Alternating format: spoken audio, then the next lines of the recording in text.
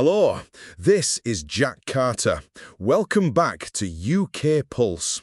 Grab a brew. Tonight, we're tackling something that rattles people across the country.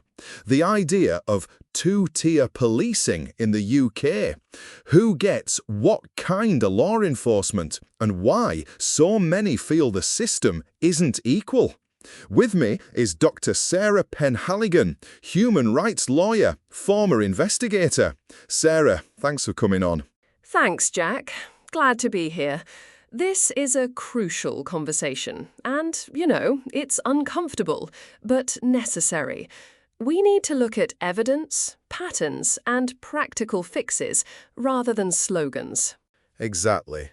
So, let's start simple.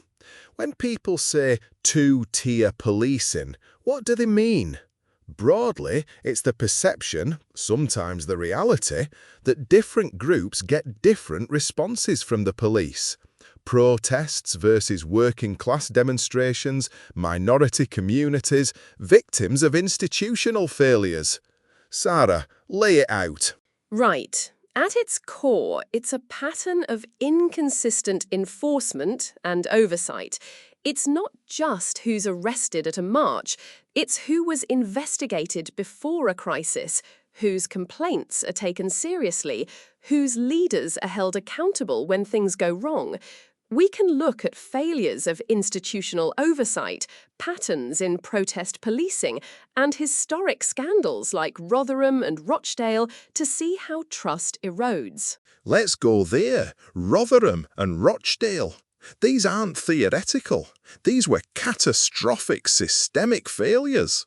The J report in Rotherham, that laid bare institutional indifference and cover-ups.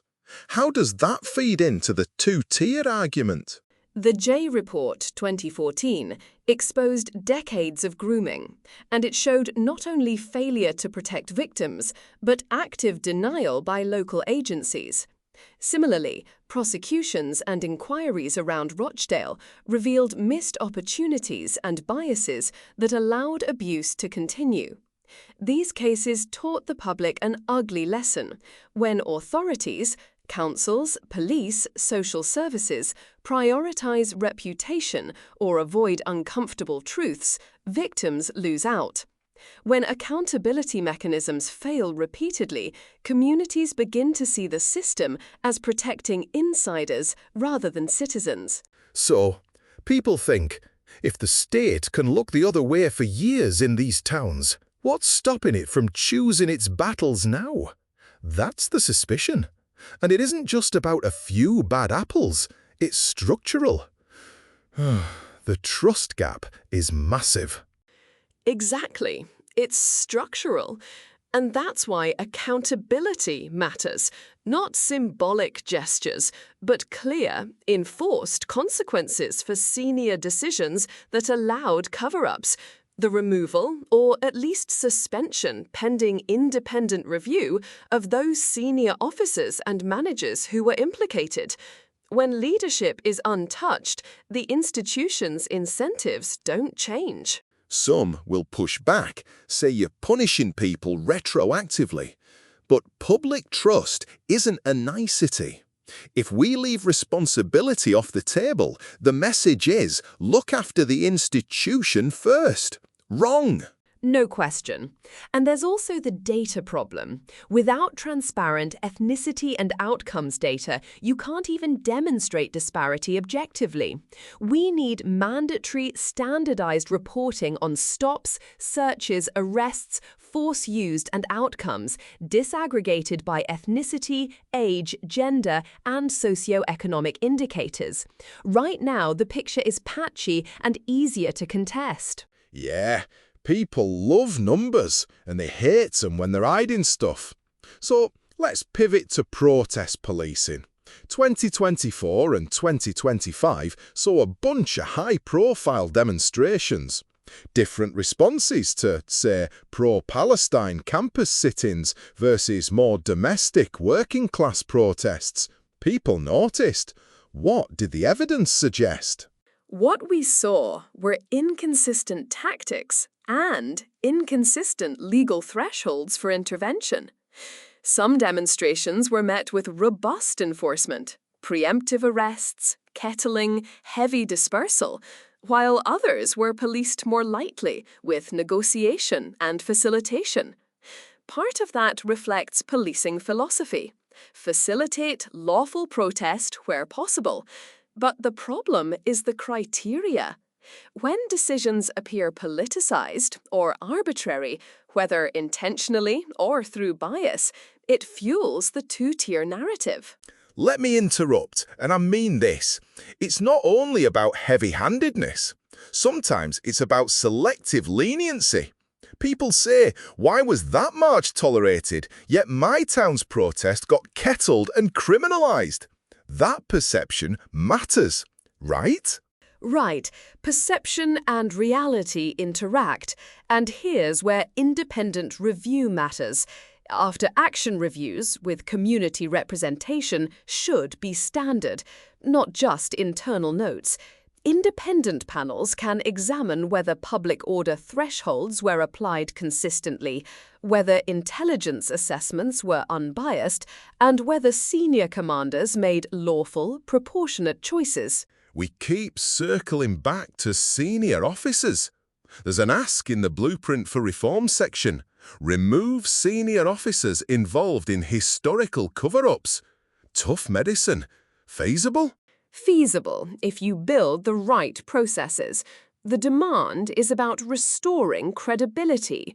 Mechanisms should include independent disciplinary proceedings for senior staff, statutory powers for an independent policing inspectorate to suspend senior officers pending inquiry, and clear disclosure obligations. Without that, we keep asking the fire to police itself. And then there's data transparency. You mentioned ethnicity data. Walk me through what that looks like in practice. Mandated, standardized data fields across forces. Ethnicity, age, gender, reason for stop search, use of force, outcome, arrest, charge, no further action. Publish quarterly with locality-level granularity. Allow civil society and academics access to anonymized data sets for independent analysis. This is basic. It's how we can demonstrate patterns objectively and target reforms. Sounds sensible. Some will say that's bureaucratic overreach. Others will say it's overdue. And then there's the political heat. Talk of weaponizing the police. How do you balance operational discretion and accountability? Operational discretion is essential, but lawfulness and proportionality aren't optional. Clear guidelines and independent oversight don't remove discretion. They frame it. Think of it as guardrails. Commanders still decide tactics, but they must justify decisions with documented rationale that can be reviewed. If you can't justify it, that's a red flag. Let's get practical. A few specific reforms in the Blueprint for Reform. Removal of implicated senior officers, mandatory ethnicity data, zero tolerance equality in policing. Give me more. What else is on the table? Several things. 1. Strengthen independent oversight bodies. Give them investigatory teeth and quicker timelines. 2. Create specialist prosecutorial units for institutional abuse and cover-ups, so cases aren't lost in ordinary caseloads. 3. Mandatory body-worn camera policies with secure independent storage and penalty for unlawful deletion. 4. Community-led review boards with subpoena powers for after-action reviews. 5.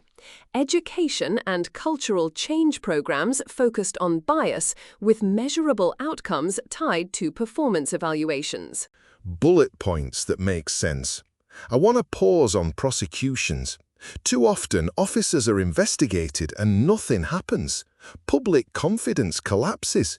How do we actually get fair prosecutions? We need independence. remove conflict by ensuring cases involving officers go to an external prosecutorial unit independent of local Crown Prosecution Service teams that work closely with forces. Fast-track these cases with specialist prosecutors who understand institutional evidence. Also, whistleblower protections are essential. Insiders need safe avenues to disclose wrongdoing without fear of reprisal. Whistleblowers, the unsung lifeline. And public protections, we must safeguard victims' voices. All right, let's bring this home. Public pulse. We want listeners to participate. Sarah, what should people look for in their own communities to test whether two-tier dynamics are present? Look at patterns over time, not single incidents. Ask, who gets stopped more often? Who's charged? Are complaints against officers investigated and resolved transparently? What's the demographic profile of decision-makers in local leadership? Also, gather evidence. Dates, times, names, FOI requests, because anecdote becomes powerful when backed by records. Good. And I'll add, if you feel intimidated bringing evidence forward, get support from local MPs, civil liberties groups, or national watchdogs. Don't stay quiet. Silence is exactly what lets patterns continue. Yes, and if you're a police officer worried about standards, push for internal reformers and use protected channels. Change needs people inside and outside the organization. Before we close, Sarah, a final hard question. Do you think the narrative of two-tier policing is real in parts of the UK? Or is it an exaggeration that's being weaponized politically? It's both. There are real, documented inconsistencies and failures. Rotherham evidence is as brutal as it gets. At the same time, the narrative can be used selectively to score political points. That's why an evidence-based response is critical. We investigate, we collect data, we act where the evidence shows failure, and we resist simplistic grandstanding. The goal should be equality under the law, not scorekeeping. Powerful answer. We need sober, facts-driven action, not outrage theatre. Right, listeners, here's how you can get involved. Message in the comments with your factual experiences, dates, locations, any documentation you can share. We'll anonymise and pass credible leads to independent investigators. And one last practical tip. File Freedom of Information requests if you can. Ask your local force for stop and search breakdowns, use of force stats and outcomes. It's labour-intensive, but information changes the debate. We'll have links and a guide on the website to help with that. Sarah, thanks for the forensic breakdown. Tough, fair, constructive. Any closing line? Hold institutions to account, but demand evidence. Reform that's rushed for headlines will fail. Reform that's driven by public pressure and clear data can fix this. There it is. Two-tier policing. A reality in places, a perception in others, and a problem we can't ignore. We'll keep chasing the records, asking the hard questions, and pushing for a system that treats everyone the same under the law. Thanks for watching. Good night.